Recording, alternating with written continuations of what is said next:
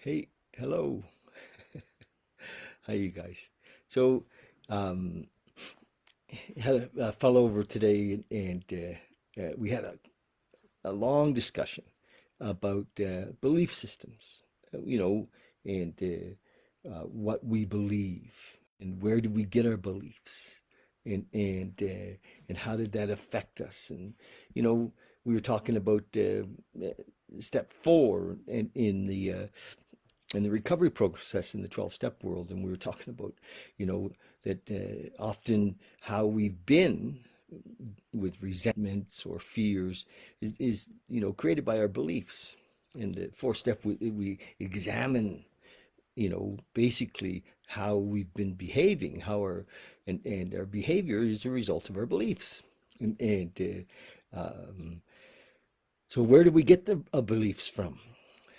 And I mean, examining where we got our beliefs from doesn't change them really, but to have a look and start to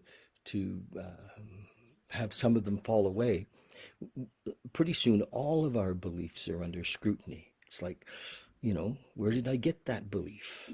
And from my mom or my dad, or those kind of questions are good questions, because eventually we see that many of us have beliefs that that weren't, you know, aren't fact. They're not true.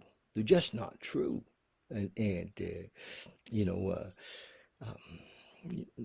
maybe we were brought up in a culture where there was prejudice, and we were told that those people can't be trusted, you know, and or we were told that those people are not smart, or those, we had these beliefs about others or about the world, or and people said things, well, you got to look after yourself, nobody else is going to look after you, and we had, often many of us had beliefs about an unsafe world, and so we were always on the lookout, defensive, and we were kind of, Hollywood, the movie industry gave us those beliefs too. We had to, we always had to be on our guard, and distrusting. I think I heard, don't believe anything you hear and only half of what you see. you know, so we were, conditioned in our beliefs. Many of us were conditioned in our religious beliefs, and that this religion was the only religion, or that religion was the only religion, or those people are trying to, take away our beliefs, and so a lot of bullshit actually is in the system, and because we haven't taken a lot of time to search, to really look deeply, we've just accepted those beliefs as if they were true, and as a result of that, we were often at odds with everybody around us, and there's a lot of beliefs around, in our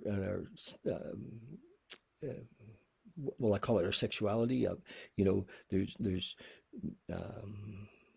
men have beliefs about women, they can't be trusted, or something. There's those beliefs are there. Or women have beliefs about men, that there can, you know, and so we've settled into roles because of those beliefs, and with each other,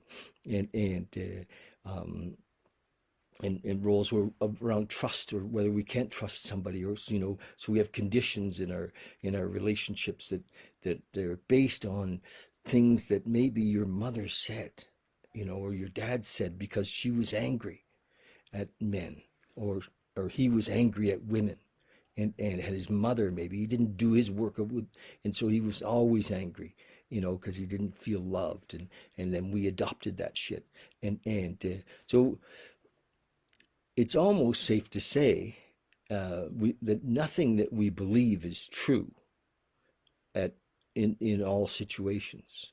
There's been so much misinformation that we were given in our school system, in our churches, in our, that separated us from each other, separated us from the moment and from love. And yeah, just look at that. Look at the beliefs. Look at where we've been blinded, you know, uh, to the beauty in the moment because of our beliefs about all kinds of things. And it's really one of the examples in the big book when they talk about the Wright brothers. When the Wright brothers first flew, the newspapers wouldn't print the story because everybody knew that you couldn't fly, right? They wouldn't print the story, and so that was a belief. It wasn't true, and that's a kind of an interesting example. But we have a lot of beliefs about ourselves that we're not good enough, we're not smart enough, we're not good looking enough, we're not tall enough, all of those things. We're too tall. And hey, Cody, hey, buddy, the wrong brothers, the right brothers. Cody says the wrong brothers. So all of those things, and you, you know, yeah. So I'm just looking at beliefs. Just think about, make a list even. List your beliefs, the things you think are true. You know, one time here, not that long ago, I talked about, creating a fear list and look at the fears that we have that drive us, and our fears are all related to our beliefs.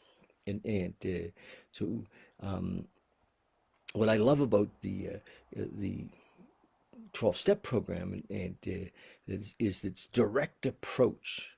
It doesn't tell us that we have to believe a whole bunch of things. It doesn't have a lot of dogma. It has some suggestions about how we treat people, and that maybe being angry isn't very healthy, and being fearful creates that reality. Being selfish and self-centered, even if it's no matter how justified it feels like, separates us from people. And on one side of the coin, we want to have relationships, and the other side of the coin, we're trying to run the show all the time because we're in fear. And so it does have some suggestions, but it doesn't tell us how to believe. It suggests that we can have a relationship with this, we call it a higher power, we call it universal intelligence, we call it the now, we call it isness, that, God. Often the trouble sometimes with that word is we have so many beliefs around it that were put up on us by religion, and so we fixed an idea. But the truth is that nobody actually has a description of that's satisfactory. As soon as but we can live in the presence of that. We are already, it's our natural state, but we wake up past our beliefs. Beyond the beliefs is this isness, this oneness, this connection, this knowing that's beyond all knowing, this peace that's beyond understanding. And that we can experience that, we can live that, but it's not a belief. It's an experience, and examining our beliefs and letting go of them. As we let go of them, we move into our natural state of oneness in the moment. It's a direct approach, and many teachers, for a long, long time have spoken of that. Even Jesus said, supposedly, that everything that is, was, or ever will be is now, in this moment. It's not in the future. It's not in the past. So time kind of screws us up. We have beliefs about time. We have beliefs around cause and effect. Just drop into this moment. Be here now. So simple, eh? I'm still reading from the Tao Te Ching, beautiful book. That was, and I believe I'm on chapter 26, which is only looks like 10 lines, three little paragraphs. And the Tao, just have a look at this. It is so simple.